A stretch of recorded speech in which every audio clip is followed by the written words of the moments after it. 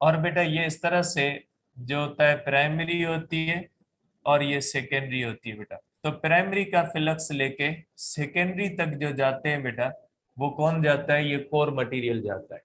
और ये core material बेटा हम सॉफ्ट आयरन बेटा परमेलाय होता है, जिसके अंदर आयरन निकल और कोबाल्ट होते हैं। आपको पता है बेटा आयरन निकल और कोबाल्ट जो होते हैं फेरोमैग्नेटिक मटेरियल होते हैं, और ये मैग्नेटिक फील्ड को सपोर्ट करते हैं। इसीलिए बेटा ये मटेरियल इनके बीच में लगाया जाता है ताकि प्राइमरी का पूरा फ्लक्स सेकेंडरी तक पहुंच जाए। अगर आप फेरोमैग्नेटिक मटेरियल की जगह पे कोई और मटेरियल इस्तेमाल करोगे तो बेटा वो पूरे फ्लक्स को सेकेंडरी तक नहीं ले जा पाएगा, और अगर पूरा फ्लक्स सेकेंडरी तक नहीं जाएगा तो बेटा सेकेंडरी के अंदर जो आउटपुट हमें मिलेगा वो इनपुट से कम मिलेगा, क्योंकि जितना फ्लक्स बीच में लूज हो जाएगा आप समझे उतनी एनर्जी हमारी लूज हो गई। यही फ्लक्स जो होता है वो सेकेंडरी के अंदर पहुंचता है, और यही फ्लक्स सेकेंडरी के अंदर ईएमएफ जनरेट करता है।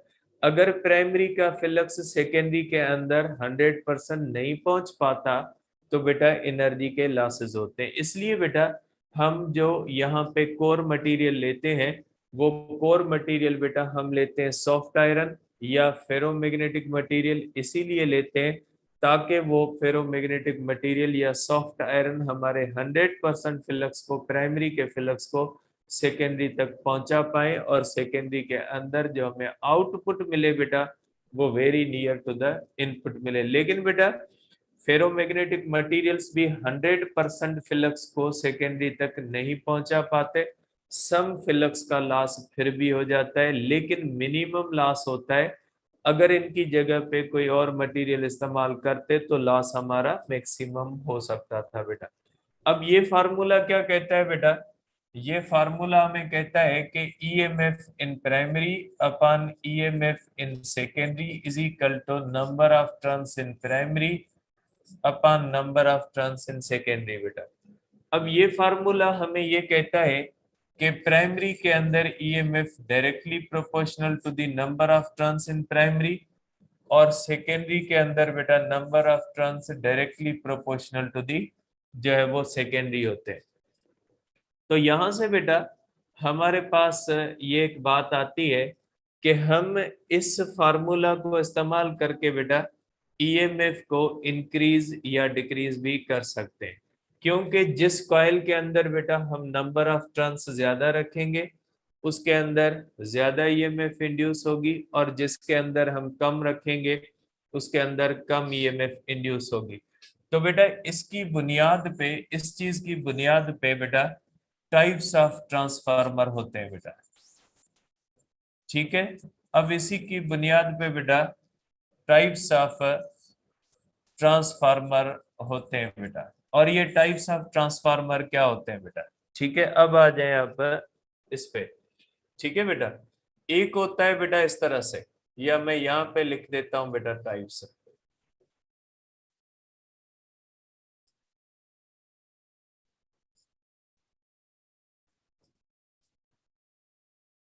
बेटा ट्रांसफार्मर की टाइप्स क्या होती है बेटा?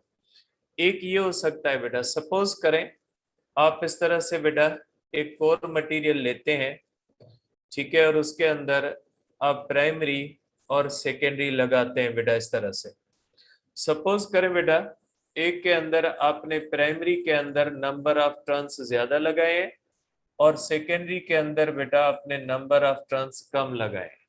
ठीक है, और दूसरा ये हो सकता है बेटा, ये फर्स्ट टाइप हो सकता है, और दूसरा बेटा इस तरह भी हो सकता है। इसका क्या होगा बेटा? इसका ये होगा कि अगर इस तरह से बेटा हम बनाए, ठीक है, इस तरह से बेटा अगर हम बनाते हैं, और प्राइमरी के अंदर बेटा अगर हम नंबर ऑफ टर्न्स कम लगा रहे हैं, इस तरह से बेटा नंबर ऑफ टर्न्स मैंने कम लगाए, और सेकेंडरी के अंदर बेटा नंबर ऑफ टर्न्स मैंने ज्यादा लगाए इस तरह से। ठीक है, तो ये दो टाइप्स हो सकते हैं बेटा। इसके अंदर क्या होता है बेटा? इसके अंदर number of turns in primary बेटा ग्रेटर देन है number of turns in secondary, और इसके अंदर क्या होता है बेटा? इसके अंदर number of turns in primary less than number of turns in secondary. बेटा दो कंडीशन आ गई। तो बेटा फार्मूला क्या कहता है? फार्मूला कहता है बेटा EMF in primary upon EMF in secondary is equal to number of turns in primary over number of turns in secondary, means directly proportional to the number of turns in primary, number of secondary का आपस में relation है। तो बेटा ये formula हमें कहता है कि जिसके अंदर बेटा नंबर ऑफ टर्न्स ज्यादा होंगे उसके अंदर ज्यादा ईएमएफ इंड्यूस होगी। तो यहाँ पे जो इंड्यूस्ड ईएमएफ ज्यादा होगी किसके अंदर होगी बेटा? प्राइमरी के अंदर, क्योंकि नंबर ऑफ टर्न्स प्राइमरी के अंदर ज्यादा है और सेकेंडरी के अंदर कम है। तो बेटा यहाँ पे करोगे EMF in primary greater than EMF in secondary बेटा। तो बेटा यहाँ पे देखें प्राइमरी के अंदर कम है, सेकेंडरी के अंदर ज्यादा है। तो यहाँ पे करोगे बेटा EMF in primary less than EMF in secondary, या इस तरह भी लिख सकते हैं secondary greater than EMF in primary. दोनों तरह से आप इसको लिख सकते हैं बेटा कि जो है वो less than EMF in primary. बेटा इस तरह भी आप इसको लिख सकते हैं। तो इसका मतलब ये हुआ कि बेटा अगर हमने ईएमएफ को इंक्रीज या डिक्रीज करना है तो हमने नंबर ऑफ टर्न्स को तब्दील करना पड़ेगा। तो नंबर ऑफ टर्न्स को कम ज्यादा करके हम ईएमएफ को स्टेप अप भी कर सकते हैं और स्टेप डाउन भी कर सकते हैं। इसको कहा जाता है बेटा स्टेप अप ट्रांसफार्मर, क्योंकि ये ईएमएफ को इंक्रीज करता है। तो इसको आप कहोगे बेटा स्टेप अप ट्रांसफार्मर बेटा। सॉरी, ये ईएमएफ को बेटा कम करता है तो इसको स्टेप डाउन कहेंगे बेटा। ठीक है, स्टेप डाउन ट्रांसफार्मर कहेंगे बेटा। ठीक है, इसको स्टेप डाउन ट्रांसफार्मर कहेंगे। और ये ईएमएफ को बढ़ाता है तो इसको स्टेप अप ट्रांसफार्मर कहेंगे बेटा। ठीक है, स्टेप अप ट्रांसफार्मर इसको कहेंगे बेटा। ठीक है, अब यहाँ पे एक मसला आता है बेटा। मैंने आपको ये कहा कि इसने ईएमएफ को कम कर दिया, ठीक है, और मैंने आपको कहा कि इसने ईएमएफ को बढ़ा दिया। मैं एक एग्जांपल लेता हूं बेटा, एक एग्जांपल इसका लेता हूं बेटा, एक एग्जांपल उसका लेता हूं सेकंड का बेटा। सपोज करें कि ये स्टेप अप है बेटा, इसका मकसद है इसकी प्राइमरी के अंदर बेटा ईएमएफ जो है ये है 220 वोल्ट। इसका मकसद है कि इसकी प्राइमरी के अंदर है बेटा 220 जूल पर कूलम है बेटा। ठीक है, और इसकी सेकेंडरी के अंदर क्या है बेटा? सेकेंडरी के अंदर जाहिर सी बात है इसके अंदर कम है। सपोज करें सेकेंडरी के अंदर है 110 वोल्ट बेटा, मीन्स 110 जूल पर कूलम है बेटा।